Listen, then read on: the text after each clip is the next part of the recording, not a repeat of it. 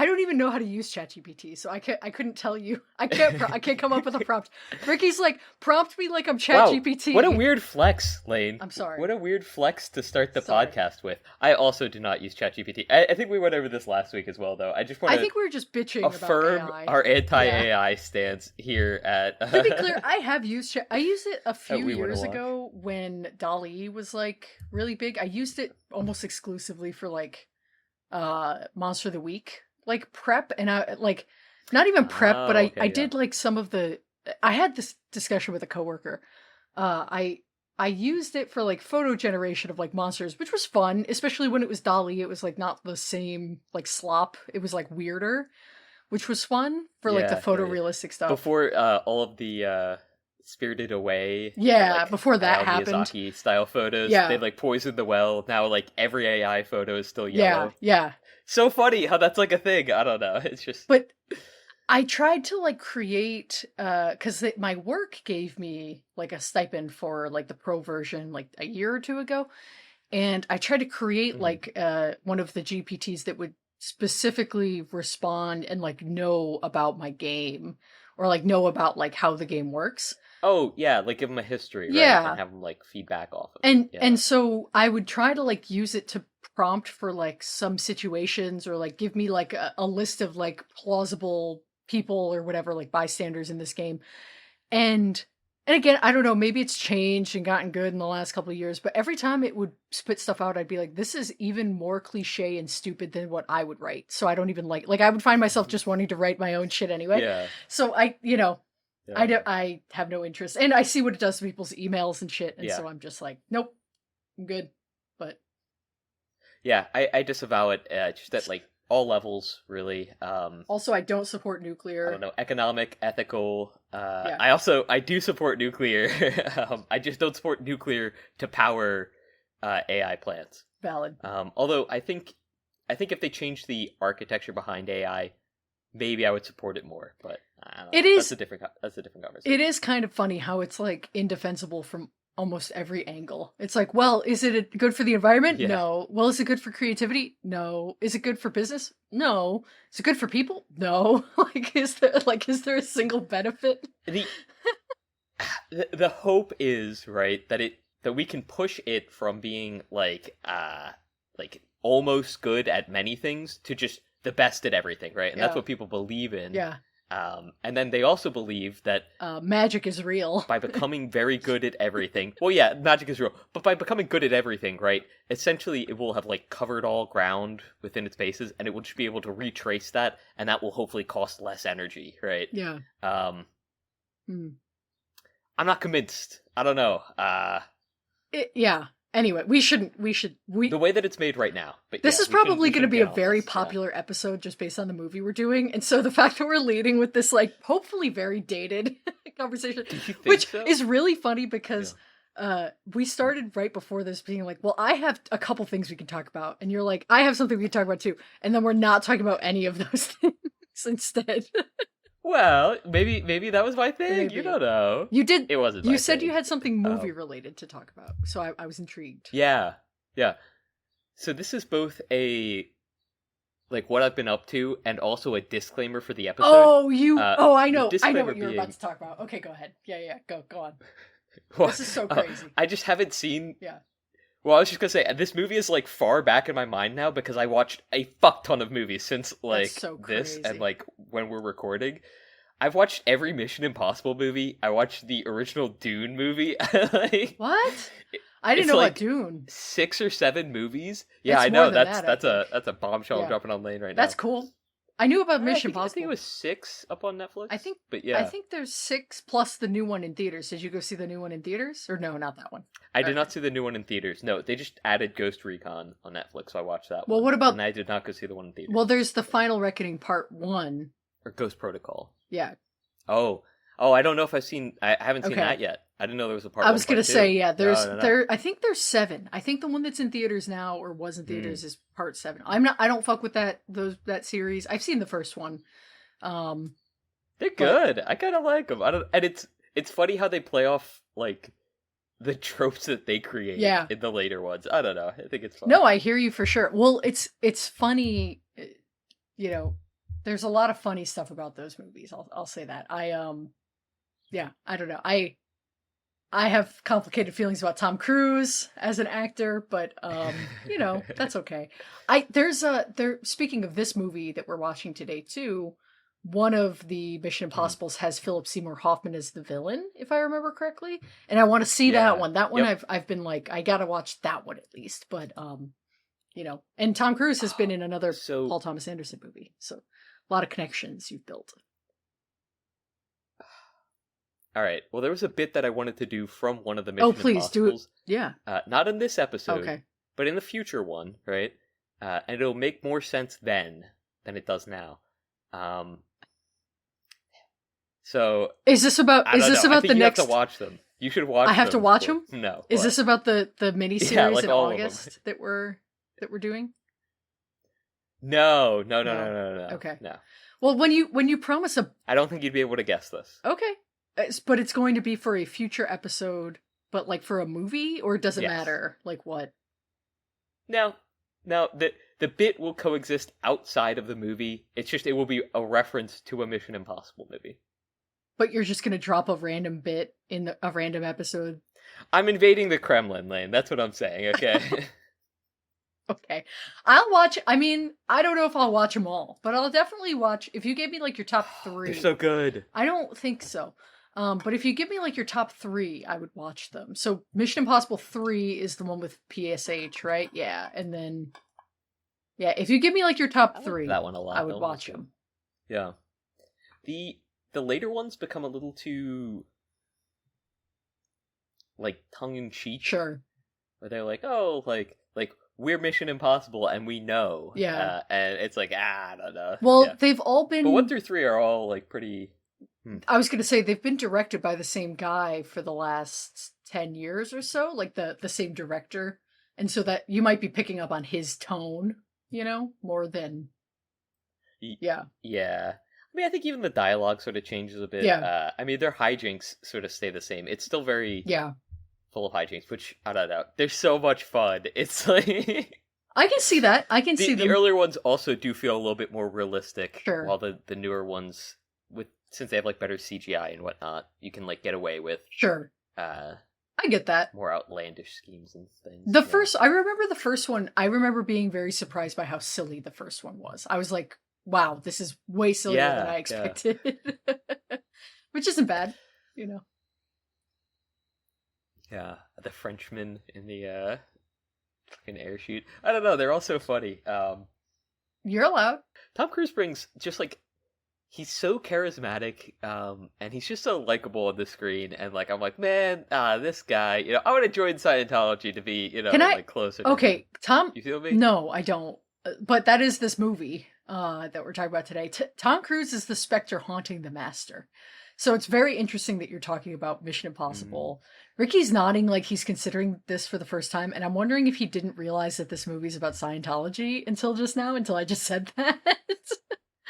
No, I knew it was at least related. Well, right. I didn't know it was, like, actually Scientology. No, it's not literally actually Scientology. Okay, we'll talk about it. Okay, all right. Because I was gonna be like, wow, I can't believe I didn't pick up on that. Do think, I was like, yeah, this is obviously, like, very, like, in that culty. realm. Yeah, well, it'd be in the same YouTube video. Probably, about it, like, they'd be like these two, these two cults got started at the same time. I love Tom Cruise when he's playing very certain roles. I think he's a great movie star. I do think, I like him the most when he's kind of playing a bad guy. I think that's more interesting. I have not seen Magnolia, but I hear he plays a bad guy in that. Or like a kind of a skeevy guy. It's another Paul Thomas Anderson movie.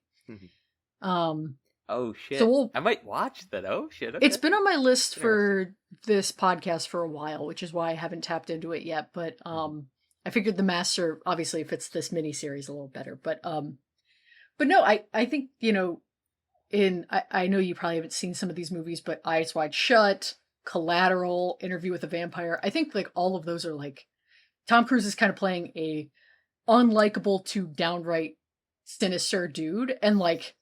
He's great at it. And I don't mean that in a backhanded way. I just like, he really, like, seeing him turn his charisma dark is like or like kind of subvert it is very, very interesting to watch, and he's good in it. But I think he's scared of that. Although, I don't know, we'll see. You know, he is speaking of Plemons, in a new Jesse Plemons movie coming out either later this year or next year, directed by Iñárritu, the guy who did Birdman. So, and The Revenant. Interesting. That's not the movie that we talked about previously, is it? The thing that we've seen the trailer for? No, that's Bugonia. God, there's so many things to talk about. Bugonia. Plemons is popping. This is his fucking year. Yeah. No, but yeah. No, this is a different movie by the director of, like I said, The Revenant and Birdman, with Tom Cruise, Plemons, John Goodman. Love Birdman. Interesting. Oh. Love John Goodman. Yeah, love Plemons. I will see it. You know, I'll have to see it, but you know, yeah, I'll be waiting to see. But it'll be interesting to see Tom Cruise in a more serious, like not an action, you know, blockbuster role, I think. And I'm not saying anything groundbreaking here, but it'll be interesting to see if he can still play someone like complex and even maybe dark, or like have humanity and not just be like an avatar for, you know, action or whatever, the way that he is. So yeah, I don't know. We'll see. Yeah. This is We Want to Watch. That's Ricky. My name is Lane. This is a podcast about movies with Jesse Plemons in them, at least for this month. Wow. Jesse July. How could we It is Jesse July. Happy Pride. Happy Pride. This week's movie was The Master from 2012, directed by Paul Thomas Anderson. Yeah, I have to say my heart skipped a beat when you mentioned that Tom Cruise was the specter haunting The Master, because I was like, was he in this movie? I was like, what the fuck? Like, did I just miss him? Like, you did not. My bad. That would that'd be really funny though, if he was hanging out in the background like every couple scenes, like just like lurking. That would be good. Brooding. Yeah. Yeah. Plemons actually, just let's come out with a bang. He is lurking in this movie. He lurks. He lurks hardcore. Yeah. Yeah. Maybe his lurkingest role that we've seen so far.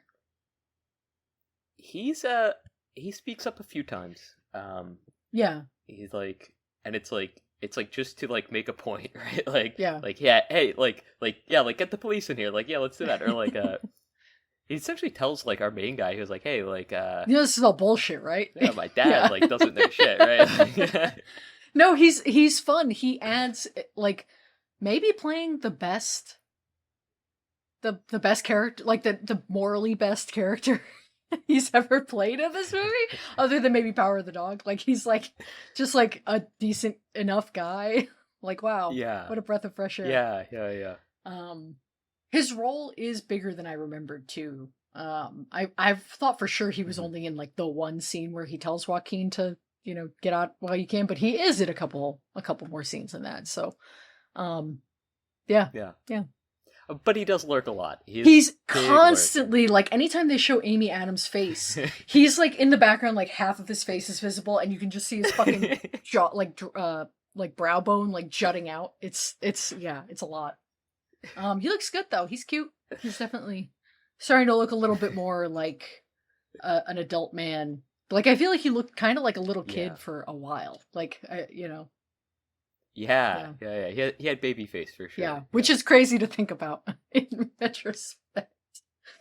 We should talk about Bugonia, the trailer, at some point too, because it's still kind of popping off, I'd say, when this episode comes out. But okay, hell yeah. Didn't we talk about that last week? Am I crazy? I don't think we did. I think we mentioned that it's coming out, but I don't think we talked about the trailer. So, which we don't have to, I guess. I mean, okay. It's a Yorgos Lanthimos trailer. We can talk about it right now. There's not much. I mean, you know, a lot of weird shit happening. I'm excited for it. I'm hoping that it looks like a very simplified, Americanized version of Parasite, to me at least, right? Really? In certain ways.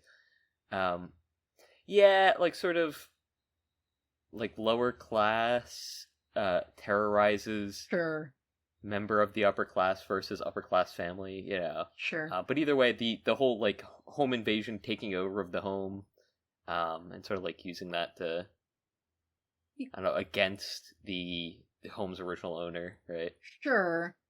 I guess there doesn't seem to be any aspirational like endeavor from the two guys. I don't know.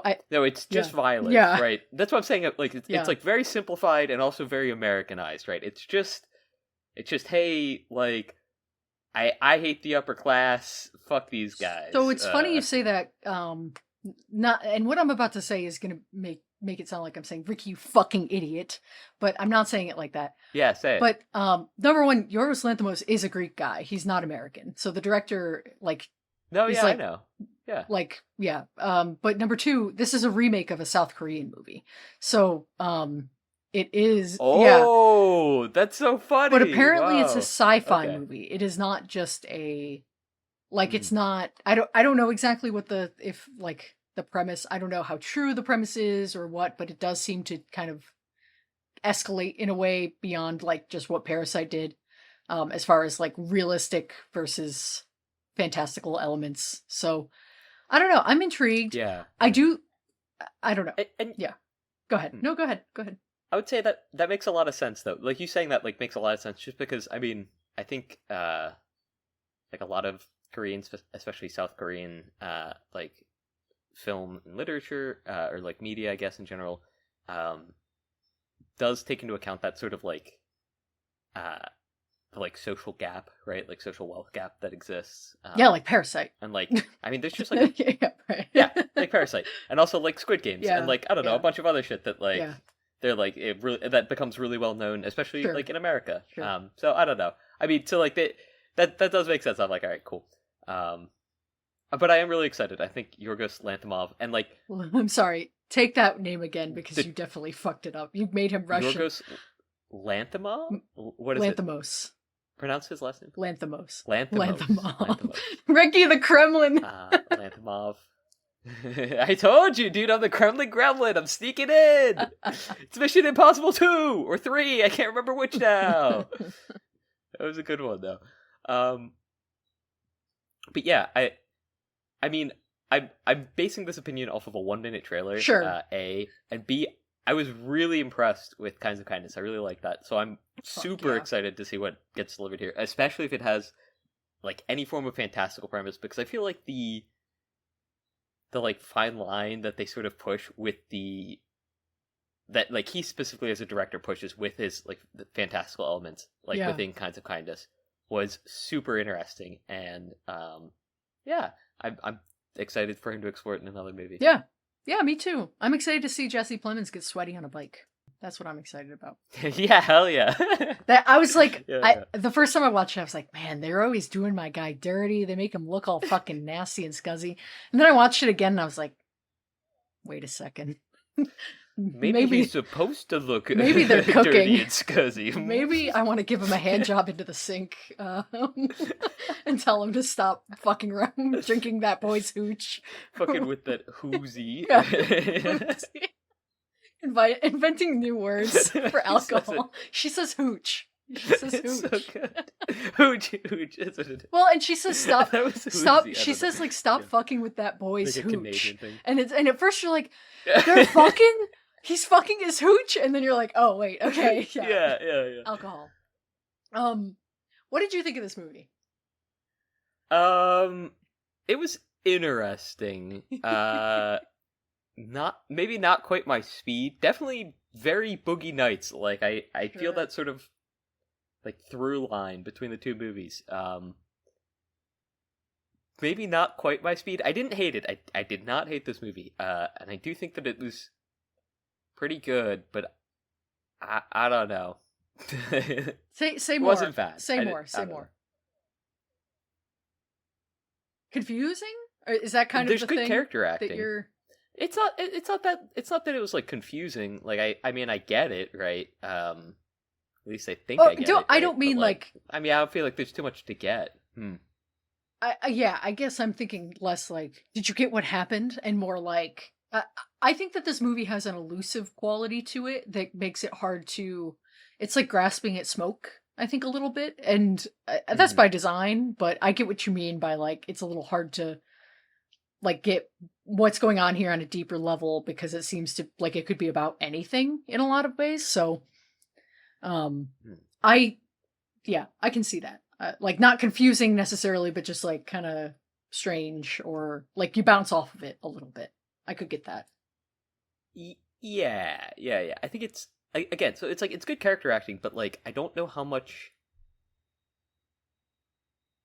like I can relate to, with the main character. I don't know. He's an interesting guy. Okay. I think I'm on record. I don't like Joaquin. I don't like him. I don't like the way he acts. I think that either this movie broke him, or immediately before this movie he did that like performance art I'm a rapper thing, which is so tiresome. What? You don't know about this? What? So no. He like in like 2010, he kind of, I don't know if he was fucking around with James Franco and Shia LaBeouf, but like I feel like those three guys all like are the same like dirty brunette man, like in my mind, and like that are up their own ass about acting. But I feel like Joaquin gets away with it unscathed, and the other two have like serious allegations. Now Joaquin just probably, I don't know, maybe he hasn't like done any fucked up shit to women like the other two have, but Joaquin did like and I feel like he had a very famous creative partner. Let me look this up real quick. And I am on a first name basis with him. My name's Joaquin Phoenix, and I'm here to say I hope you have a very, very, very nice day. Sure. Feel free to use that one, Joaquin, if you're hearing this. Yeah, I'll pick that up. That's all you, buddy. I'm seeing here that we've been petitioned to come to court. They've set a date for the hearing. No, It's jail immediately? Yeah, do not pass go. Do not collect $200. No, where is it? I'm still here. He worked with Casey Affleck. That's why I was like, it's some other dirty brunette guy. So Ben Affleck's brother is also. I didn't even know Ben Affleck had a brother. Yeah. That's crazy. Yeah, he's in Good Will Hunting. Look him up. Look up Casey Affleck. He's in Good Will Hunting. He's the one who looks like Ben Affleck that they're always arguing. I mean, I'm not saying that he's not, right? Like, I'm setting the scene. He's a fucking weirdo. Like, look him up. He's there. Too. He's there. He's right there. He's in your house. He's in your apartment right now. Go touch the wall and describe it to me, Ricky. But no, he's he was the like I guess I remember him. Yeah. Regardless. Joaquin Phoenix did with Casey Affleck, and I feel like a few other people were accomplices. He did like I'm retiring as an actor. I'm gonna become a rapper like thing, and it was all like a publicity stunt or performance art or whatever you want to call it for this like film that he put out, like this like faux documentary, whatever joke, about him like. Mm-hmm. I think he went on talk shows and like had outbursts, but it was staged, like that kind of thing. I don't know. I'm not, but like, the kind of thing you'd do if you were up your ass. And that was right before this movie. Yeah. And I feel like ever since then, it's like every movie that he's in, he does some form of that. I have not seen everything he's done, of course, so I'm painting with a broad brush here. But like just hearing about it too, yeah. It's true. Well, yeah, hearing about it, you're like, Jesus Christ. But, movies I've seen since then with him in it. So The Master, obviously Joker. He's like a little bit more toned, like reeled in, but still doing like a thing. The Sisters Brothers, Napoleon. I haven't seen Beau is Afraid because I know that I'm not going to like him in it. He just, it feels like he like is so detached from humanity in his acting style anymore. And I don't mean that, like, I don't know what he's like in his personal life, whatever. But like, it feels like he is so not a real person in all of these movies that I've seen him in that it just like, I just can't get on board. Like, I just have no, like you're saying, like no connection with this person, which sucks because this movie could have like a really emotionally compelling central performance that it's not there. It's just not it like, and like in the same token though, like I when watching it, like, it's not like I was like, oh, like, he's giving a bad performance, right? Yeah. Like, I think it was a good performance. I was just like, like I don't know, like you're just not like. I'm not getting hooked. I don't know. Yeah. Sorry. Like... He's kind of playing like an animal. Okay, so I have like I'm gonna sound maybe. Yeah, like a hurt dog. Yeah. like that you pick up from the pound. Yeah, true. Okay, tell me if I'm insane here. Have you ever seen like a James Dean movie, like A Rebel Without a Cause, or no? Okay. Have you ever seen like any of the early Marlon Brando movies? That's just, I think, even a tougher sell than James Dean. Fair. Like Streetcar Named Desire is one of them. I know we talked about that. No, so I haven't seen it, but like did have seen like cultural osmosis. That's probably the closest you're going to get to me having. That's fine. Like any point of reference for it, yeah. So when this movie first started, this is the second time I've watched it. I did not like it at all the first time. I could not like get into it at all. I liked it more this time. I was like the whole opening scene of Joaquin Phoenix doing like, setting the stage for his character's like problems, right? All like everything going on. And it's a very efficient characterization. If nothing else about this performance, we get it right off the bat. But then as I was watching, I was like, is he doing Marlon Brando? He's holding the way he holds his like cheek. Hang on. I'm like, you gotta let me cook here. He's holding his face in this way. If you can conjure Marlon Brando in The Godfather, he's kind of got like his mouth like slack on the one side. And I feel like that's kind of what Phoenix was trying to do, was like kind of like channel that, because he does resemble him as well.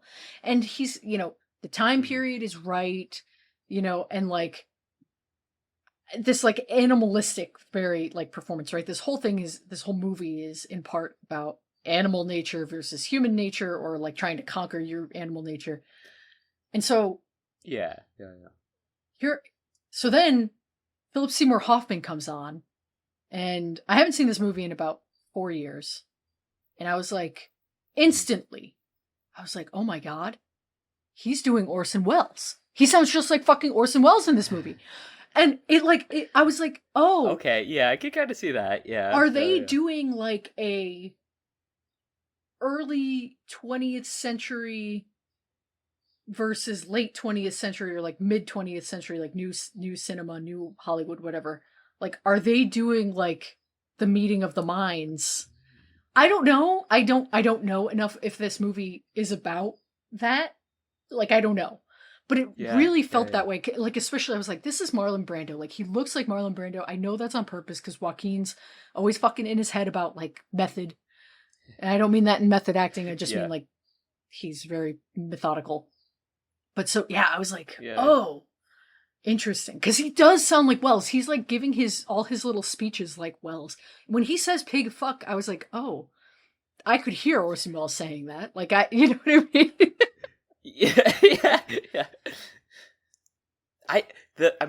Now that you mentioned it, that like it does make sense. It kind of like aligns well in my mind. Yeah. Well, and it's not just the Welles comparison specifically. I have nothing. Really I know. Yeah. But I mean, when you think of like, I kind of get the jaw thing, I guess. But yeah. I don't know. I mean, that could also just be like he's so fucking repressed and like tense all the time. Like it could be that, but just the way that these two actors approach these roles, and these men are not supposed to really be all that different from each other, right? That's the whole point. But like, the way it's like, well, Phoenix or Freddy is a slave to his animalistic urges, and that I feel like that maps really nicely onto this like new way of acting that came about in like the 50s and 60s. And then you compare it to the old style of acting, which was very theatrical and like kind of like reserved, or not reserved, but like repressed or coached almost. And Welles is like a huge, like proponent or like symbol of that. So I don't know. Watchers, let me know if you think I'm insane for that. But I don't know. I feel like that could be something. Right, these are two accomplished actors who like know cinematic history, so they could be channeling totally different things. But anyway, But I mean, I also wouldn't put this past them, right? Yeah. I mean, I think it's a super interesting take, and like, definitely puts like a bit of a new light on the movie. Yeah. So yeah, maybe. I mean, it makes me look at it a little bit more favorably, I guess. I mean, that's good. I also don't know that it makes any fucking difference because I don't think that this movie's about that. Like, it's interesting, but you know, still... but yeah, yeah. It's like a cool technical take. I mean, still, yeah. And it explains like a lot of like why they're playing the performances like they do. Yeah. Yeah. I do. Should we talk about the Scientology of it all? Like, should we get into that? Yeah, we can. Yeah. That was what I thought this movie was the first time I watched it, kind of coming in. I was like, oh, this is like a takedown of Scientology or like an undressing or like a psychological examination. And it's really not that. It's not even really about a cult. It's really about these two dudes. So I was left feeling so like disappointed the last time I watched it. I don't think I even realized it at the time that was what was so disappointing to me. But I just remember being like, oh, I was expecting like a spotlight. I know you haven't seen that movie, but like a very like procedural takedown of, you know, of Scientology or like the way it came about or not even a takedown, but just an examination. And it is not that really. And so, you know, on a second watch, I was more forgiving and I saw a little bit more of how it worked. And, you know, I think this movie is critical of cults in general, Scientology specifically, but I could definitely, like, there was a huge dissonance between what my expectations and what the movie was the first time I watched this that left me cold. Yeah. I mean, it's sort of, I think it sets it up where it does feel like it's about like the Scientology plotline. Yeah. Right? Because like once he sort of like gets adopted, or like into the cult, it's sort of like, I mean, that's most of the movie is after that, right? And then he's like, I mean, the blowback from that, I guess, and like how it. I mean, I don't want to say how it like destroys his life, but it kind of does destroy his life. Do you think so? But like, it's not like he had much. I was gonna say it's not like he had much to come back to. You know. That's interesting. Like from the war, I don't know. Tell me. Yeah. Tell me what you think of the ending of this movie. Not to jump to the ending at 30 minutes in, but. What, where he, okay, yeah, because he... Well, just like how it ends, right? not like the specific ending, but just like... Yeah. Okay. What do you think of Joaquin or Freddy? Like, where do you think he is, or where does he go from here after the end of this movie? Like mentally? Anywhere, like, okay, yeah. I don't know. Like, that's the thing, like, you're kind of starting from, like, zero, right? Yeah. Like, he's... I mean, you have those experiences, and, like, obviously it's changed him a lot as a person, but, like, we see him at the end on the beach, right? Which was like the same beaches that he was on at the beginning of the movie, right? And it's one of those like, at least for me, that's one of those like man cannot pass through the same river twice because he's not the same man. It's not the same river, right? Skill issue. So like he's at essentially the same spot where he was at the beginning of the movie, where like he doesn't really have anyone to go back home to. Well, I mean. He did, but now he doesn't. Yeah, right. Like, very definitively. It's too late. Yeah. And so he's kind of worse off than he was at the beginning of the movie. So yeah, it does kind of destroy his life because it just takes like that time away from him, right? And like it does maybe teach him who he is, I guess, or like give him insight as to like how to like it gave him maybe agency over his life, right? But like that's kind of I think that's worth it. I do think like I think that this character's psychological journey is he has like a better sense of himself and like he's not as easily just like blown in the wind at the end of this movie. That's why he doesn't stay, right? Why doesn't he stay with PSH like with Dodd? He knows that it's all a lie. He's come to that conclusion, right? Yeah, well, yeah. Once they're in the desert and he just like fucking drives off. Great move. Yeah. Like well, that's his like fuck you, dad. Like that's the point of no return, right? Yeah. The fuck you, dad. Yeah. so like there's no going back, and like even if he returns, right, it's not going to be the same. Like it can never be the same. He's already left, right? And like I know the whole prodigal son thing, but like this is so far removed from that, right? It's just like, but I think that's intentional, right? Is like he is, he's leaving. He's no longer in search of a paternal figure in that way, or he sees through the lies of this paternal figure because of what he's kind of learned and gleaned about this cult and about this like psychological mastery that Dodd had over him. Now he sees like he can't be provoked. And that's why at the end, right, he's talking to the mom of the girl, and he doesn't like tear the stairs off the house or anything like you would expect him to. He's just like, well, I'm not going to call her, but like, cool. And then he goes and like, whatever, fucks off. So I feel like the end of this movie, he is empty and like obviously unhealed from fucking having PTSD in World War II or whatever. But, he is like a vastly more psychologically like mature, or, he's gone through like growth, which you wouldn't expect. Sound. Yeah.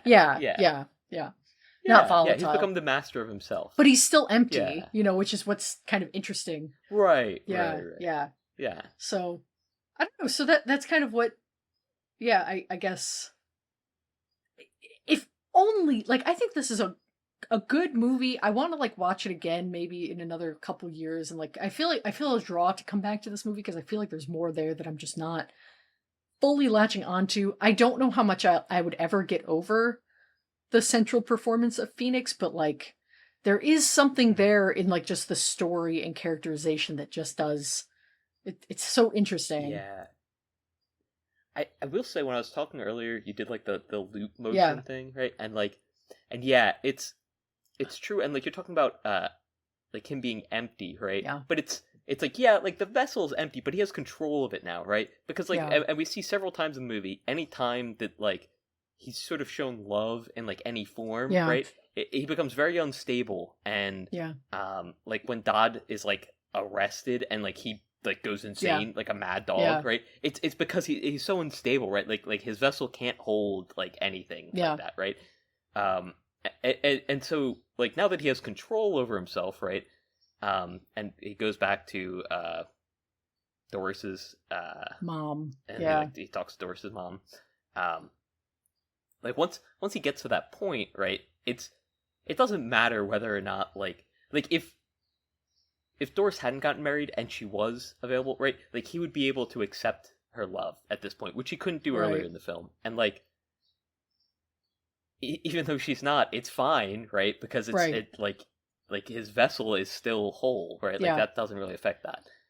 So I mean, he's a lot healthier at the end of the film, right? And I do think that's a super important distinction to make, that like now it's like he's willing to be accepting of like love in a healthy manner from another. Steve, but I still don't I don't know about that. I don't know. I feel like You don't think so? I think he's less volatile, but he's still emulating Dodd. Like at the end when he's having sex with the woman, he's like grilling her with the processing questions. Yeah, that was kind of weird. Yeah. Well, but I mean, he was doing it in like a playful way, and I sort of saw that as him like getting past it. Oh, I didn't see it that way at all. I very much saw it as like no. now the master's tools trying to rebuild the master's house, or what, you know what I mean? Like, not to mix my metaphors like 3 deep, but I kind of saw it as like he's going to be chasing that like status of, okay, I'm a stable guy in of becoming the master. Yeah. I mean, that could happen too. Yeah. So that. I mean, I'm not. Yeah, I mean, definitely. Well, he finally has sex at the end, right? And so it's like, okay, he's got his rocks off, but you can tell that he's still, like, he's not happy because he goes and curls up with the sand mermaid at the end, or the sand woman. I don't know why I said mermaid. There's projection there on my part. But no, but he goes and cuddles, and it's like, wait, do you want to tell us something? Are you into mermaids? I gotta go take a shower. Big fan of. I gotta go sit in the bathtub. What was it? H2O or Tails or whatever. There's many. What was that? There's show? Aquamarine was one of them too. That was the one when I was growing up, I think. Okay. Yeah. Me. Yeah. I mean, better a mermaid fucker than the Kremlin Gremlin, I guess, is what I'd have to say. What is that supposed to mean? Come on. At least I have a prestigious status. Come on. I'm like Nosferatu up in here. Come on. You are not Nosferatu. What? Nosferatu's not from Russia. True. What are you saying? Where is he from? Are you fucking with me? Anyway, let's get back to I'm not fucking with you. Let's get back to the movie though. Transylvania? Means like, how do you not know that? Oh, okay, yeah. That's so crazy. Oh, that's true. Yeah. What if Nosferatu was in this movie? Oh, you haven't seen Nosferatu, so we can't talk about this. This is so fucked. This is fucked. I did start watching Nosferatu, and then I had to turn it off because it was getting too late. Oh, you fucker. You suck so bad. That's crazy. I was like an hour and a half in. Oh my god, that movie's not that long! Like, yeah. Like the slurping Hell yeah. scene. Yeah. Oh, when he was and when I was was like, fucking Nicholas It was Hoult? like 1 a.m. I was like, I gotta get to sleep, man. I was like, I can't be up watching this, bro. I went back to the theater to see that a second time just so I could watch him hump Nicholas Hoult. I know. Like, that was for that scene. I was like, I need to see this on the big screen again. Oh my god. Please, dude. I need some minty cools. I don't know. What's a line from this movie? I think that was the line they introduced him with, isn't it? He talks about cools like 4 times. It's so crazy. I need some minty cools. The Splinter He's Saber. put such intonation behind each word. It's crazy. Are you talking about Nosferatu or Philip Seymour Hoffman? Yeah. I wasn't sure. No. No, they both do. Yeah. It's so okay. Nosferatu sidebar. It's so crazy how he manages, and I'm sure that they did some sort of post-processing for this, but how Bill Skarsgård manages to like really make it sound like he's not talking, but the air is just moving through his body and it's producing words. Yeah. It's in the theater. Yeah. It sounded so crazy. It was like very chilling. I've never had that kind of experience in a movie where it's like, oh yeah, like this sounds super inhuman. It was cool. So I like even starting it because I started it at like midnight. I was like, I don't know if I want to watch this movie. I don't know. It's a little free because he does like the intonations and stuff right in the beginning. I was like, it's a bit much. You're making me want to go watch this movie right now. Like, let's end the pod. I'm probably going to watch this movie after we get done podding. Fuck yeah! Emergency Nosferatu episode. I love it. Let's go. Is Jesse Plemons in Nosferatu? If he was in Nosferatu, who would he be? Nosferatu? No. No, he would be like a plate doctor or something. Oh yeah, he would be Renfield, or whatever the Nosferatu version of Renfield is. The guy who eats the bugs and shit, who's the slave to Nosferatu. That's who he'd be. God, he'd be hot in that. That'd be really good. Yeah. Oh yeah. What were we talking about? I don't know. I tried to get back quickly. That was my bad. It's okay. You shouldn't have brought that up. You shouldn't have. Fuck. We were talking about whether or not he was like healed enough as a person to like either whether he would try to like emulate the master and become the master, or if he had like fully mastered himself and could like actually love another person and like accept love from another person. And then you're like, oh, but like he finally has sex at the end. He does like the master bit to her, and then he wakes up next to the sand mermaid, right? And we're like, oh, sand woman actually. And I was like, oh, Tails, H2O, remember, yada yada. But how did we get to Nosferatu? Anyway, okay, it's fine. Something. Better a mermaid fucker than a crumbly gremlin. I thought I was like something about Nosferatu because cool. I thought that I'll cut all that out. I was thinking gargoyle. Yeah. And like I won't cut all that out. But. Okay. No, we need the run. So he's curled. Well, the watchers will appreciate that I leave it in so that they can also track back, as they will have also forgotten. Yeah. But no, he curls up next to the like sand figure, and he's still empty. He's still lonely. So now he understands that these like lustful animalistic pursuits and urges, like he doesn't get anything from him anymore, because he's like. He's the master of his domain, to use the Seinfeld quote. Right. Figured you'd like that. That's crazy. A Seinfeld reference of you. Huh? Yeah. Like 2 Seinfeld episodes I've seen. See, but like, if he had gone back through, right, and like if they had given him the like psychological battery that they did in the beginning, right, I would hope that the Rorschach test doesn't come back. Dick, all, pussy, a dick going into a pussy. Penis, right? Yeah. Yeah. It is really funny. Well, that right there is just a spread penis. It's balls, widespread. And the guy's like, oh. He doesn't sound like that at all. Okay. What was that voice you just did? I don't know. I don't. It was a long time I've seen 8 Mission Impossible movies plus the original Dune. I can't. Yeah. Mission Impossible, famous, so good. Famous series where there's a lot of Southerners in it. Like, I don't think there's any. Oh my god! I don't think there's any Southerners in any of the movies that I've seen recently. No, the Rorschach test. That scene is really funny. Like he really is like pussy, dick, a dick going into a pussy, or my aunt's pussy. Like it's really funny. But how does he get out? Like it's not clear to me how he manages to get from there to like the migrant like farm. Oh, they're just like, oh, hey, you guys have PTSD. Good luck. Oh, they release him. Oh, I didn't pick up on that. Yeah. Cool. There was like one scene where I remember the lecture, but like he was Yeah. The lecture is, he's like, the people outside aren't gonna understand. Yeah. And then it goes like right from that to like him like going outside. Like they're just like, yep, like I guess I thought that they were containing them, but I missed that. No. What do you make of the Macy's scene? The American military take any responsibility for its actions. What do I think of the what scene? The Macy's scene in the beginning. Him working at or JCPenney or whatever it is. Oh, where he freaks out? Yeah. Yeah, for the first time that we see. Yeah. I mean, yeah, he's just like, I mean, dog without a master, right? Like, I don't know. I didn't think it was like too crazy. Well, it's interesting that I hadn't made the connection that you did of like every time he gets close to somebody is when he lashes out, and this is when he lashes out with the photography is right after the scene where he like almost hooks up with the woman, and then they go out. So it's like, yeah. That is kind of true. Yeah, I didn't even really think about that. He's obviously also a drunk. Yeah, it was just like right. But I just saw it as sort of like setting roots down, and like that's something that he can't do. Yeah, right? Good point. Like he can't allow himself to like become comfortable, like with himself or where he is or like what he's doing.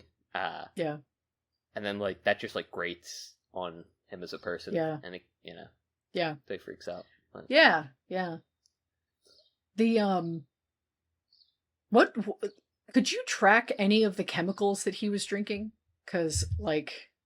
No, it was crazy. No. In the beginning, it was when they're like puncturing the was it torpedoes or missiles or whatever, and they're like just straight up drinking ethanol in the like, and then like paint thinner and like photography fluids. It's crazy. Turpentine, that's sweet turpentine right there. So nuts. Have you like smelled that stuff before? It's crazy, bro. No, I like my brain cells, but. Like for painting.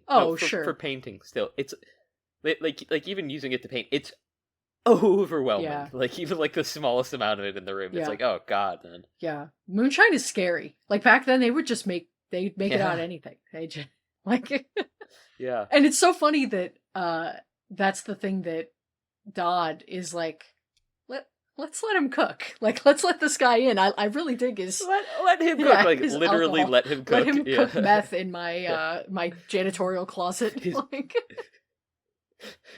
like touching the walls. He's like, someone cook. Yeah, truly, he is. Yeah. Which is so funny because that... Well, okay, so when he first goes onto the boat, first of all, Joaquin Phoenix in this, his physicality is so crazy, like an animal. But when he's running, anytime he like runs, he runs like he's riding a bike. Like it's like he's like lifting up his legs in this like circle motion. It's like not fluid, but he's like I don't know how to describe it. It looks so uncomfortable, like and like mechanical, but like like a Terminator, but broken. I don't know. It's but so then when he wakes up. On the T100 over here. Truly, he's like a T like 4. Like they really had to work out more kinks.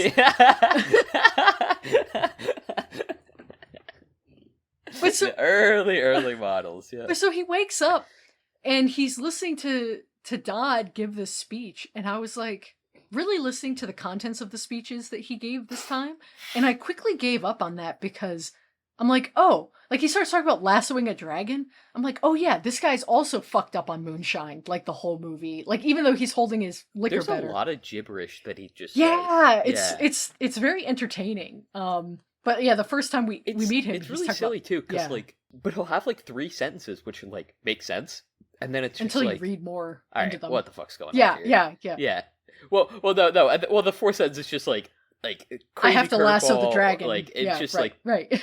yeah.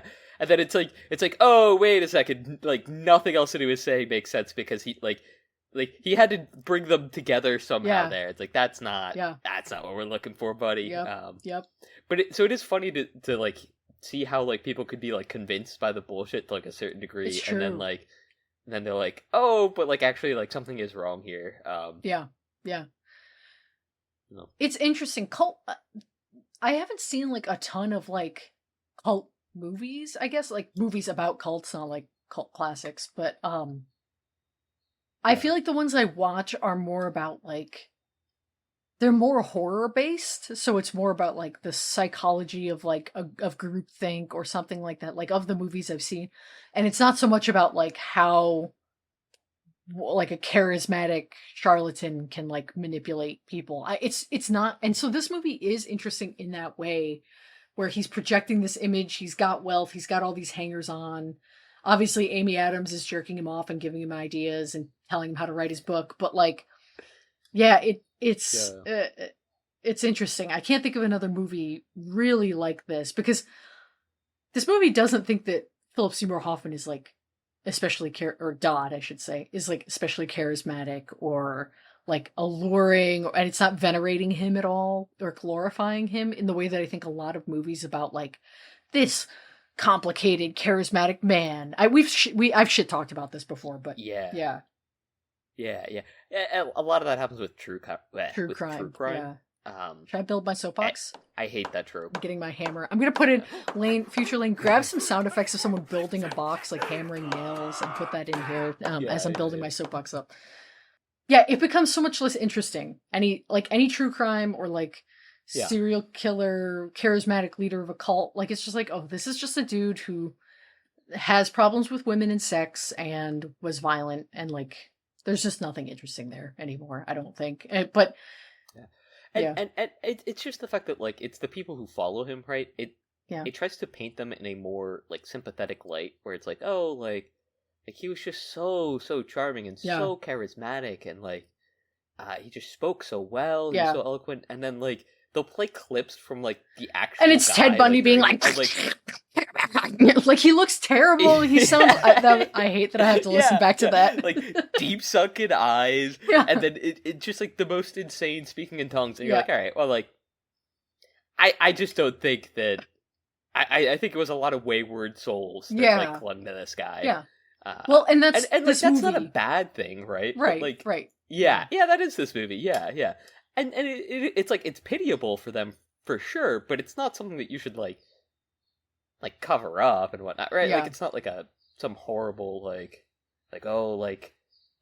they'd fallen down on they'd like just fallen on tough times, or like they didn't have somebody close to them, so like they fell into this cold. It's like yeah, like that's how that shit happens. It's not like these incredible speakers like just mystifying people, like rolling D20 checks like perfectly against their like charisma versus int just every time they're winning. I don't know, man. Like it's just not how that happens. I need the perception check.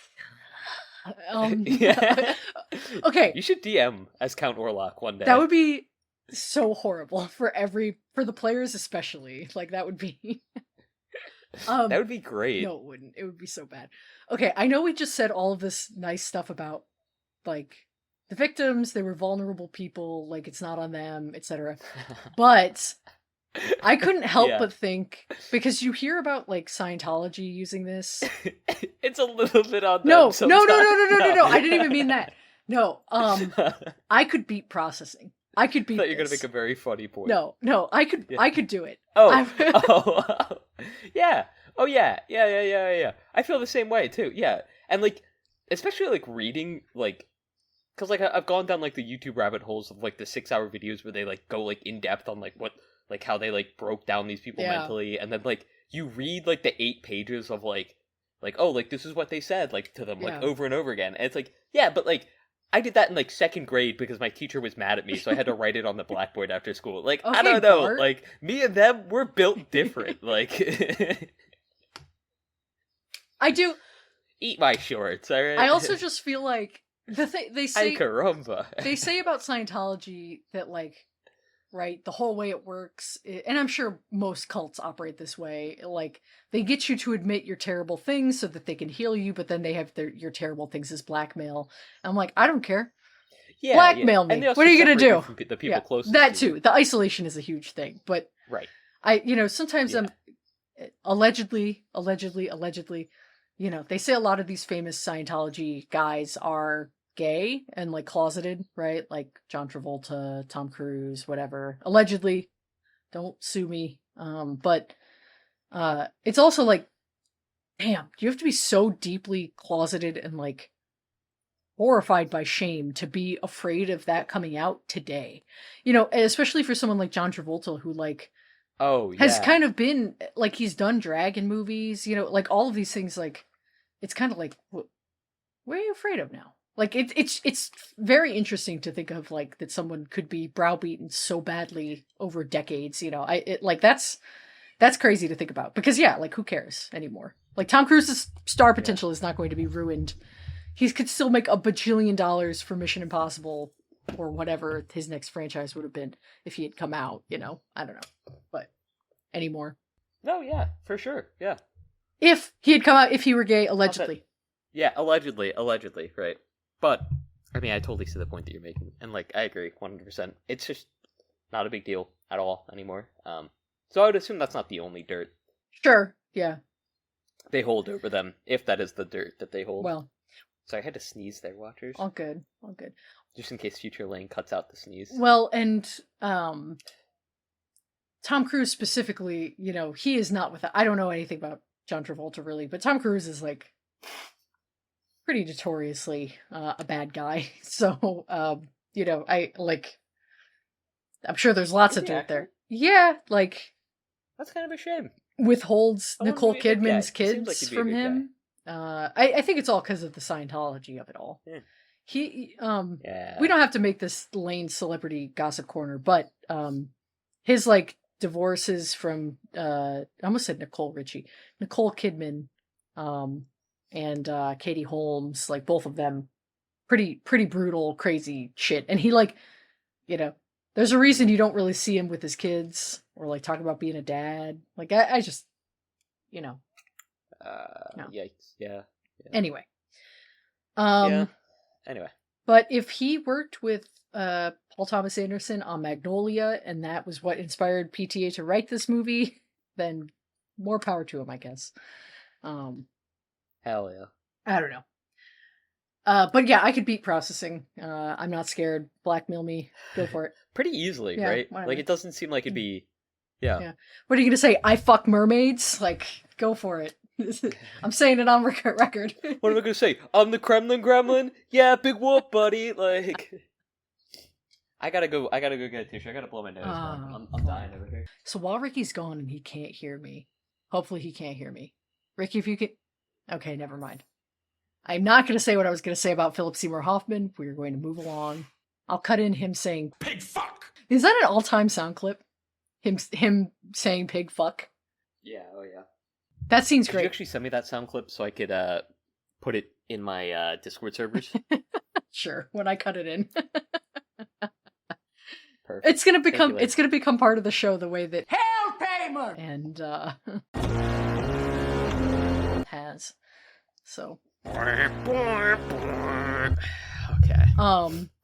Okay. The scene where they're doing the first round of processing, which is interesting with the flashbacks and stuff, it goes on a lot longer than you kind of think because it's interspersed with these like kind of like, chunks or sections. When Freddy is first like kind of going through the round and doing like the rapid fire part. And he asks him like, have you ever committed like incest with a member of your family or something like that? And Freddy answers yes. Hoffman does this like almost imperceptible smile. Like he's like, oh, I've got you. And it's so menacing and fucking fantastic. Like the amount of control that he has over his like facial expressions in this movie is really impressive. It's great. When he delivers the pig fuck line, he's, he does such like minute little things with his eyebrows and his mouth. It's very, very interesting to watch. He was a great actor. Rest in peace, King. Yeah, I loved the first processing scene. I liked it. I liked it a lot. And I think it, in a way, it kind of works, right? Like yes, he does sort of get him to confront, like he gets Freddy to confront some of his trauma and sort of like, I think the problem is he doesn't help him to ever work through it. He just like tries to find his triggers and then break him. Like you said, blackmail. Yeah, and just break him down. Yeah. Continuously. So yeah. Yeah. It's very interesting. Because you do get that, again, it's not venerating his character. It's very much kind of breaking down how this guy's no better than Freddy, really. He's just got more resources and more at his disposal and just a better control. But he's still got the same impulses and the same rage and but it's just better controlled. And does that make him any better as a person, like morally, or, is he more of a paradigm of a perfect man or whatever the fuck he says in his moonshine-induced babbling?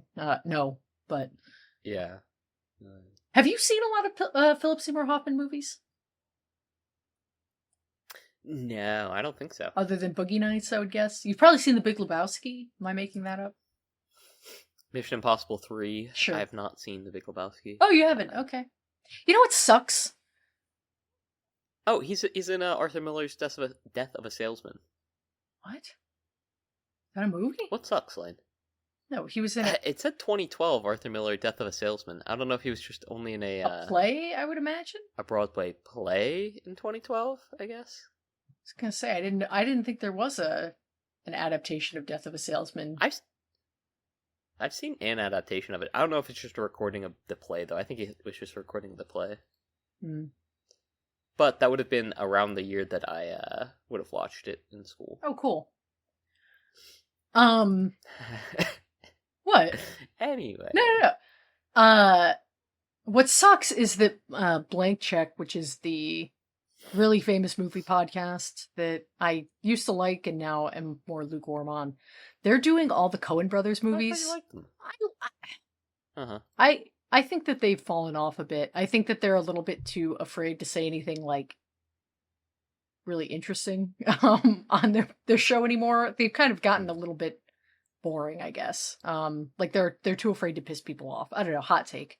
Do you think they've just got like, because they've gotten too popular, they feel too much pressure? I think so. I think they feel a lot of pressure. They've had like weird shit, like weird, not scandals. I don't think anything they've done rises to the level of scandal, but like they'll like have like social media missteps, or they'll pop off and say something like faux pas. Yeah, or they'll say something like kind of lewd or something on their show, and then like they'll overcorrect and I don't know. Anyway, but they also like.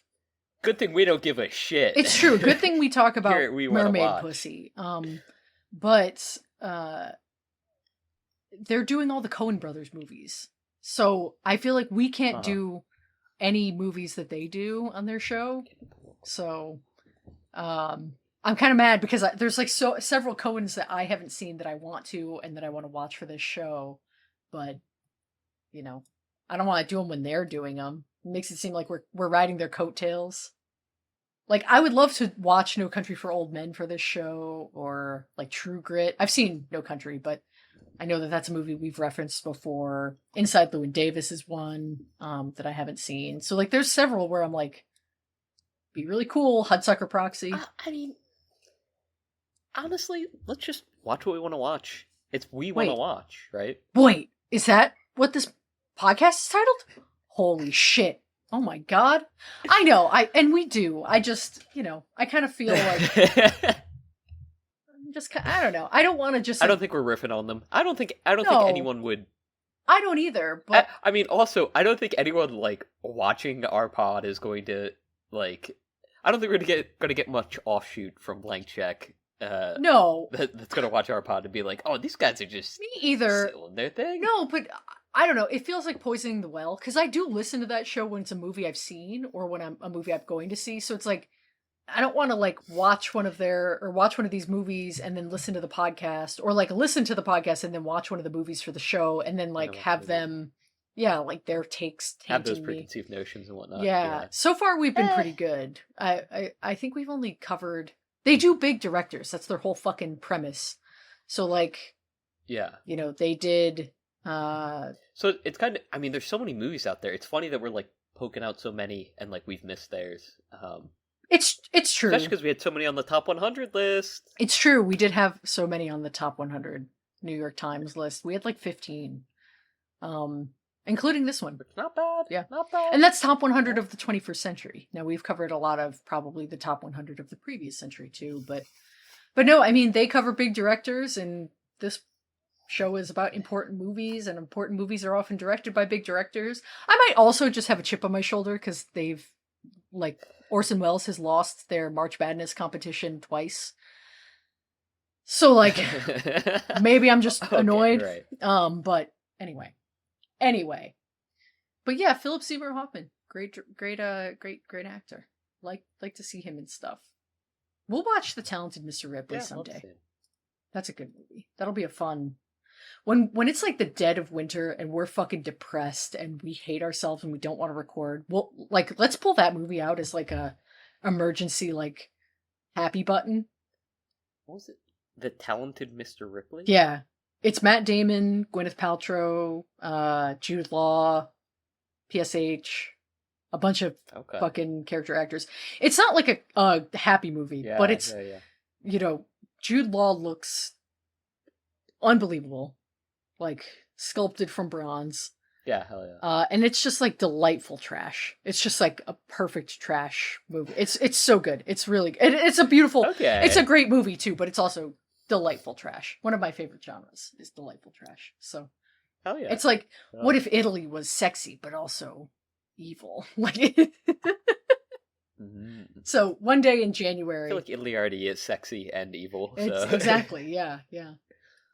The Master. Let's talk about the pig fuck scene. I feel like that's important. We should get in on that. The dude. Should we? I think so. The guy who challenges him is so like such a good performance, like subtle, I think, in that he's not like taking him down Reddit atheist style where he's like, actually my rebuttals are perfect and perfectly worded and I argued like this in the shower. Like he's very like he's kind of stumbling over his words. He's trying to be brave in confronting this guy, but like he's obviously not like a public speaker. So it's really like a masterful delivery in their argument. Because he's right. Of course he's right. He's like, yeah, I would hate for someone to die because they think that this is going to cure leukemia by going back in time. It's great. And then the way the crowd is responding, like Amy Adams is like this close to the screen the whole time, like staring at him. And then Clemens is in the background, like just like hanging his head like, fuck, when is dad going to shut up? The half of the face. Yeah. It's great. The brow prominently displayed. Yeah. Great casting. Of Clemens as his son. Like, yeah. It's good. It's good. Yeah, hell yeah. I think that's why they put him in the Hunger Games prequels, too. I think that's why they put... Clemens. He's gonna be in the new one. Clemens? Yeah. He's in the new ones? Yeah, he's the one that hasn't come out yet. He's playing the character that PSH was playing. So, I don't know the character's name. Oh, okay. Yeah, that's funny. Yeah. They know. They're like a sinister blonde. I think that's a good passing of the roles. Yeah. That works really well. When he throws the little tomato or whatever the fuck at the guy, Freddy does, and he starts laughing and he's like doubled over on himself. It's so Joker coded. It's painful. I hate it. It's like the worst. I want him to get the fuck off the screen. I hate him. Well, that's the thing. I mean, I think you put it best when you said that, like, yeah, he's just so like over the top. He's like a caricature of a caricature that it's like it's difficult to like relate to Joaquin on screen ever. It's just like, okay, like I'm not watching a person here. Yeah, like, I'm watching Joaquin Phoenix. Like an actor. Yeah. Like, yeah. Like this is very much so a performance. Yeah. He's performing. Which, I don't know. Yeah. You know who's a breath of fresh air in this movie though? That we haven't talked about yet? Who? Laura Dern, who's only on screen for like 3 or 4 scenes, but she's the she's the blonde, richer lady who's like the one who challenges him during the release of the second book. She's like, how come we're no longer saying... Oh, yes. She's from Jurassic Park, is probably where you know her best. She's the main woman in Jurassic Park. She's in a bunch of other stuff too, but... Yeah. Okay, yeah. So yeah, she is like so grounded and so like just like a nice lady who is trying to support the cause and all of this, and then just like she's maybe the most normal person in the whole movie compared to other than maybe Clemens, like as far as like who she is and the characterization she brings. She's very grounded, and that makes his reaction to her in that scene great because she's not playing it like hysterical. She's not like a doe-eyed believer, you know, she's just like kind of quietly challenging him, and he loses it. It's good. Yeah, and it shows how like fragile and temperamental he is. Like even though like his entire character, like not like the character that the actor's playing, but like the character that the character plays right to everyone else. His performance is like super in control. Yeah.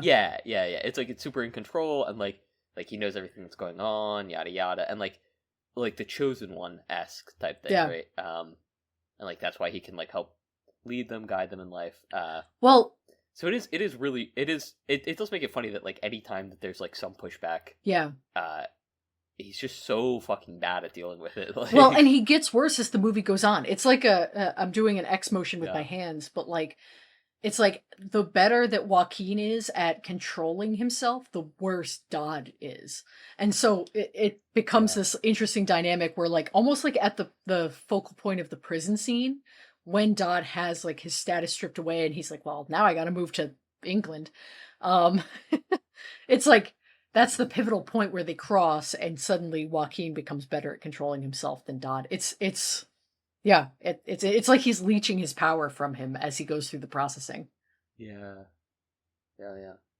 It's like he attacked him in the night and just drained him of blood and humped him hours, just slurping away at him. And humped the fuck out of him. Yeah, probably made him nut. Yeah, I think Nicholas Hoult nutted. Yeah, I think that's the thing in that. Like, I think a couple of times, bro. Well, that's what I'm saying. I think that's why he's so. I'm not. Did you see the scene where he and the Lily Rose Depp argue, where he and the main girl like have their, and she's like kind of possessed. When he first gets back, and she's like possessed. Yeah, and she's like says that she's his bride or whatever. Like she gets all horny. Do you know what I'm talking about?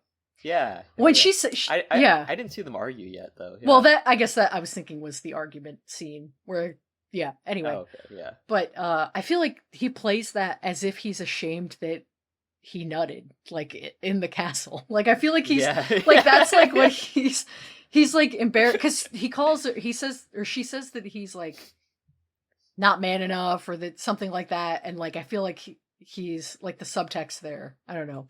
I'm probably stupid. Like that's probably not even subtext. It's probably just text. But yeah, I don't know. That was about when I was tuning out. So that's I so would have crazy. to rewatch. Well, you better. Okay, get on it. We'll pause the episode. I was getting too sleepy. So how could you? How could you?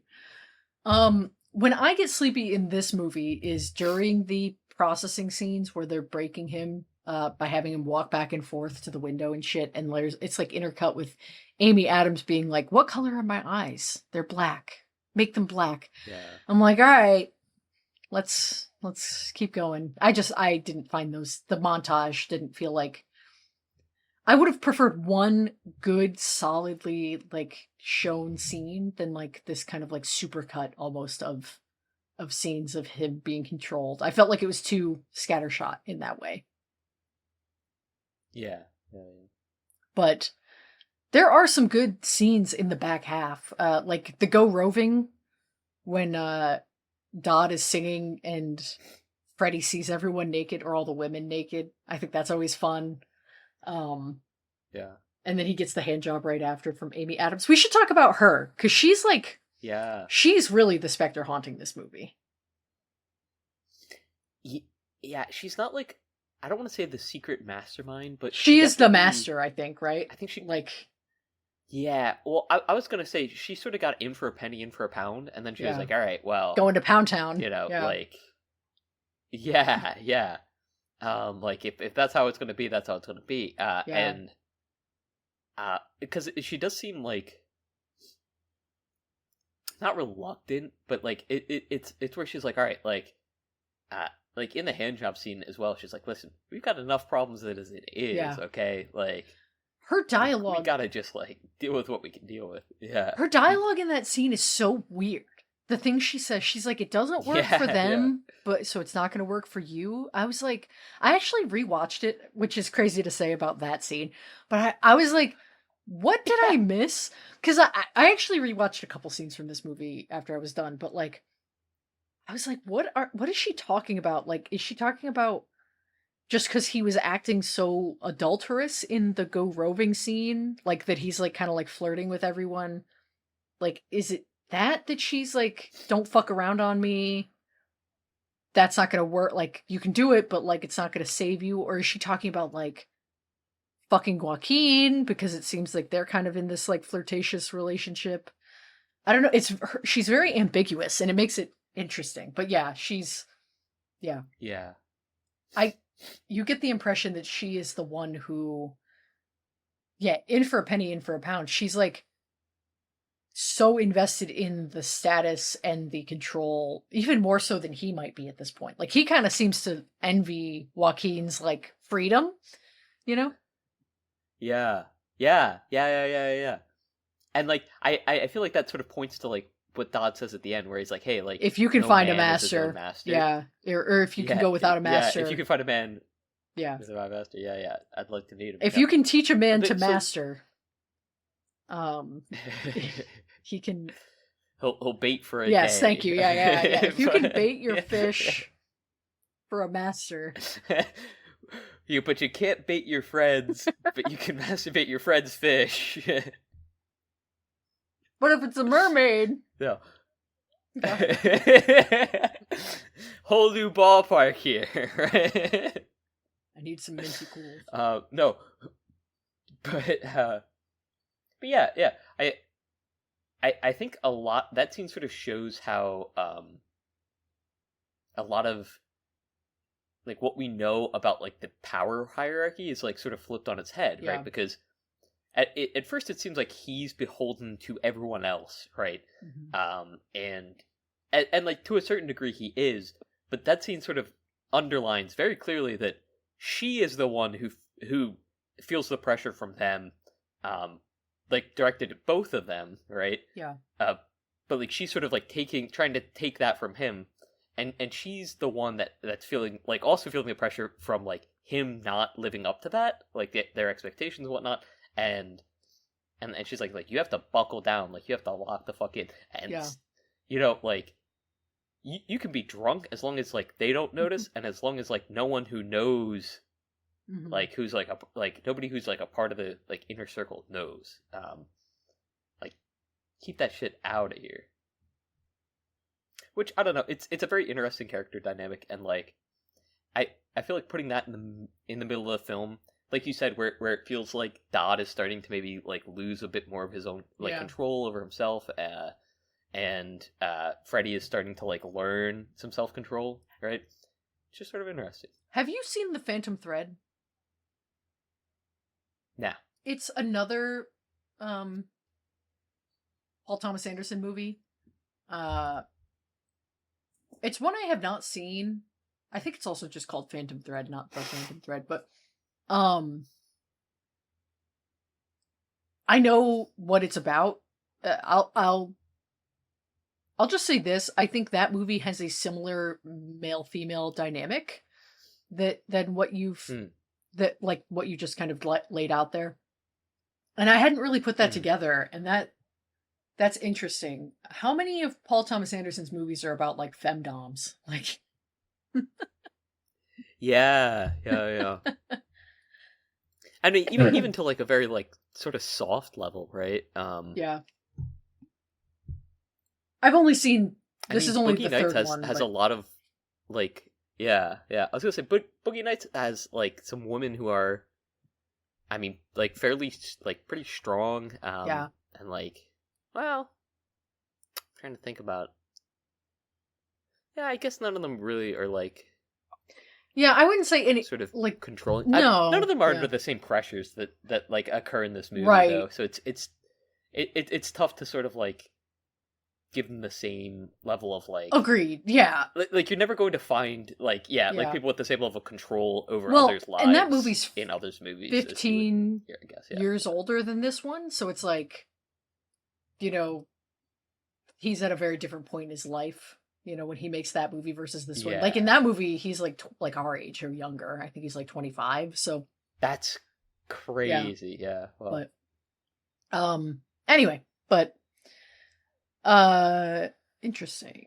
But I do think Amy Adams, she does like a very like sinister performance too. You think of Amy Adams and you're like, America's sweetheart. Like she's maybe second to Reese Witherspoon as far as like America's sweetheartness, like just persona wise, right? She's like really pretty. Yeah. She's got this like these beautiful blue eyes, like which when he's like, your eyes are green, I'm like, get fucked. Like get your eyes checked. You're so stupid. Like that had to be intentional. But so for her to play this like pretty straightforwardly sinister character, I don't know if she's ever played a bad guy, quote unquote, in another movie. I can't think of one, but it similar to Tom Cruise, right? She's deploying her charms to great effect in a sinister role. Yeah, she's good, and you feel like she's always watching them. Like she's always fucking watching them. Like every scene you get a shot of her, or she's in the background lurking, just like Clemens is, watching the two of them interact and being like, this fucking guy's a threat. I need to get this hooch out of here. Like, so she's good. Get him away from my hoochie daddy. Get him out of here. True. So it's good. It's good stuff. The arrest scene really, I feel like is the last thing we really, and the ending, are kind of the last pieces to talk about here. Oh, Ricky's arguing with the cats. I'm back. We can talk about it. I was pulling my own arrest scene over here. Yeah. You're putting them in jail. Oreo was trying to like break the bunk bed and step on the toilet and shit. She's always trying to. I'm like, he's gonna kill himself on camera in that scene. Like he really does seem like he's going to actually literally break his back with that bunk bed. I'm like, that's how they got Epstein. Yeah. Like, what are you doing? I'm kidding. I don't know about all that, but yeah. But it is a well shot scene. I mean, I could do with like maybe 2 or 3 less back and forths of fuck you. That I'm like not as impressed with. But him like going completely apeshit in the jail cell, and then Hoffman is just standing there like still as a statue, just like doing like, I mean this with love, but like doing like fat man breathing is so funny. Like, and like just the juxtaposition where he's taking all of the air out of the room. He's like got his hand on his hip and he's like holding on his, how you like your dad, well maybe not your dad, but like, the like hand on the fireplace mantle, like hand on the other hand on the hip, like face down. Yeah, I'm disappointed, but I'm heaving about it. Dude, I was helping my friend's dad clear out their garage the other day, and like really I was helping their mom because like she wanted a space to walk in it. Yeah. And like we literally like we ate and like their dad goes upstairs and we're like, yeah, like, why don't you take a nap? And then like I was like, all right, let's work on this garage right now. And like we go out there with her mom, and it literally we I don't know, we cleared out like a bunch of shit. So like there was like a little like walkway, and he walks out there, and he does like the most like defeated like, oh, okay, and he's and you can like hear it's like just like the heaviest. Yeah. Yeah, he was so deflated after that, and then he was like picking up like random like the tiny like $3 pliers like off the ground. He's like, these are still good. Yeah. These are good. You want to put these back inside. These are still good. He's got like his hand on the hip. He's like passing it like, this is good. This is good still. And I'm like, dude, it's not that. Like, this is 40 years old. It costed you $1.29 back then. Like, it's not still good. Like, that's not. Trust me, we don't need it anymore, man. Like, but yeah, the older fatherly figure is, trust me, like very prevalent. Yeah, it has a very Well, it's an archetype. Has a very strong role in my mind. Yeah. It's an archetype. Yeah, and he's tapping into it. But well, because in this movie he's so well. He's playing. I mean, he's playing a father figure, right, to all these guys, like the master of it all, to begin with. But then. Like, he also has this, like, psychosexual longing for Freddy that just makes it adds layers to it. It's interesting. It's very interesting. Yeah. So, but the jail scene is good. You love to see a guy like that yell. Just love to see them fucking yell at each other. I just love people yelling at each other in a movie. I do. I love yelling. I do love yelling. I fucking love yelling. One day we'll watch. Give me more conflict. That was very Seinfeld. You were fucking channeling Seinfeld there. I know. Thanks. Yeah. One day we'll watch Whatever Happened to Baby Jane. One day we'll watch Who's Afraid of Virginia Woolf. I love a movie that's about a question. I love a movie with a question as the title, apparently. Yeah. Lots of yelling in a movie like that, I think. Who killed Karen Silkwood? No. It's just Silkwood, you son of a... Who is the master? Who's your daddy? A Master of Disguise. Prequel. Who is Amadeus? Hi, Banksy. Oh my god! Whoa, he's sniffing! Yeah, he is. Hey, you look pissed off. What are you pissed off about? Yeah, he does kind of look mad. Yeah. He's like, where's Dad? Who is your daddy? You're a good boy. Yes, you are. Who is Amadeus? Who did kill Karen Silkwood? Let's talk about the ending scene. The other scene I watched twice. How many is Henry V? How many Henrys are there?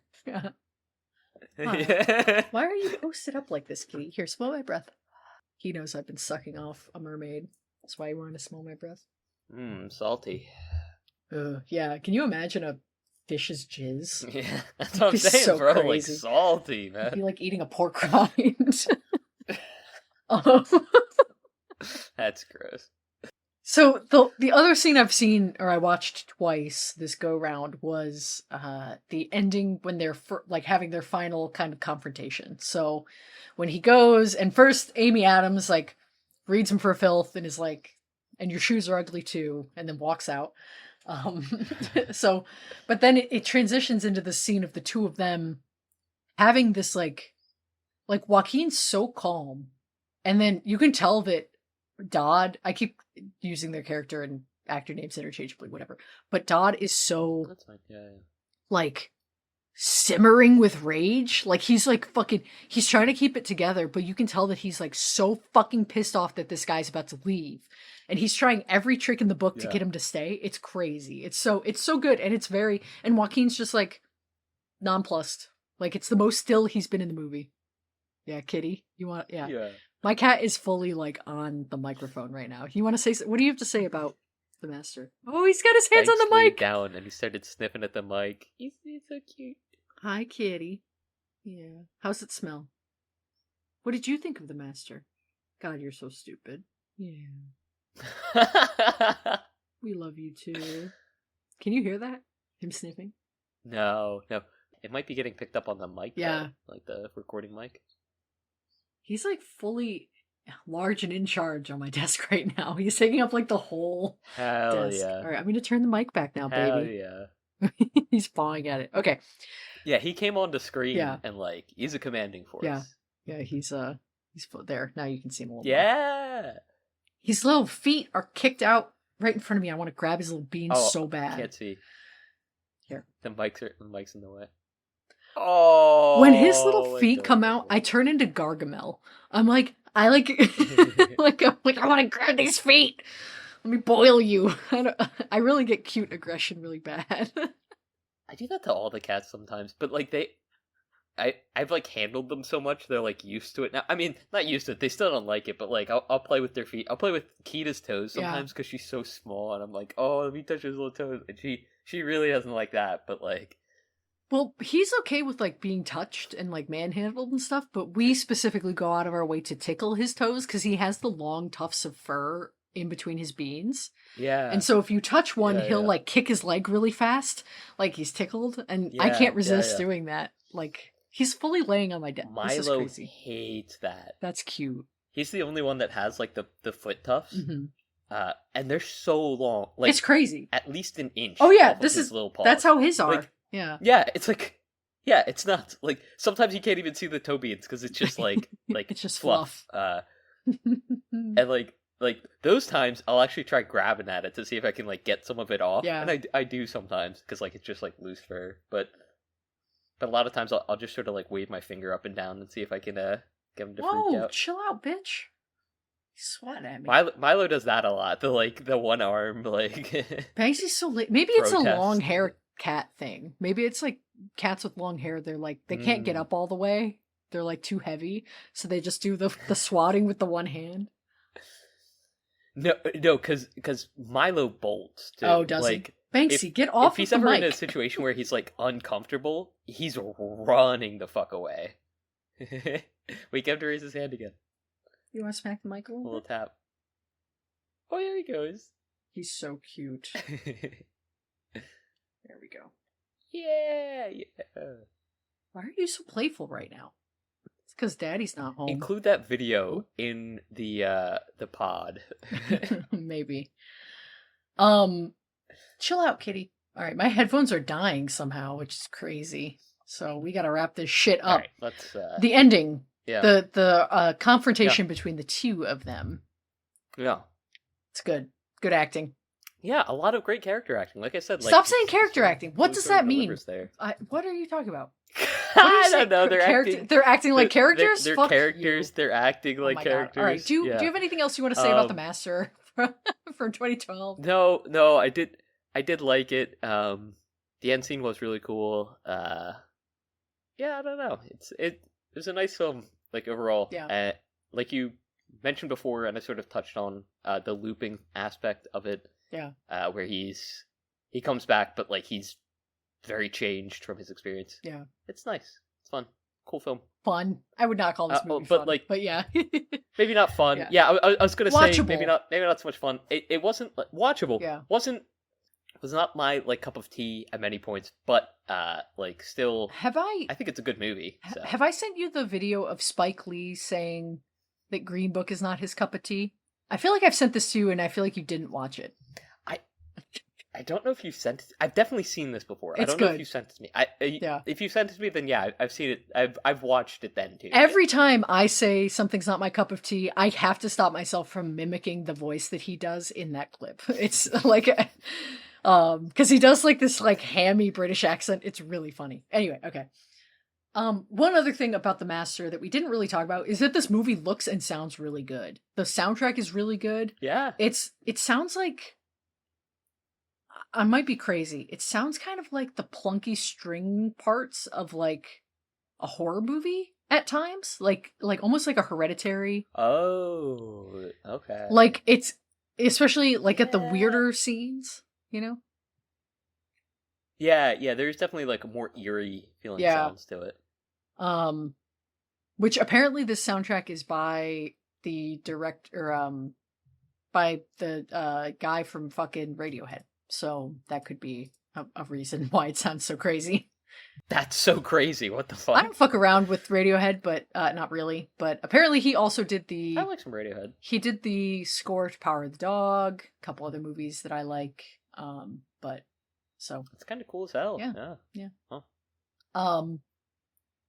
And this movie looks really good too. The old-timey kind of cinematography, especially like the shots of the ocean or like the desert landscapes, like they look kind of like old movies in a way. It's good. Yeah. Beautiful landscapes too. A lot of really cool sceneries. Sort of on display. Yeah. It's at certain points, it reminded me a little bit of Nashville. Oh sure. Just like yeah. Just kind of like in the way it was shot and like the town aspect. But yeah.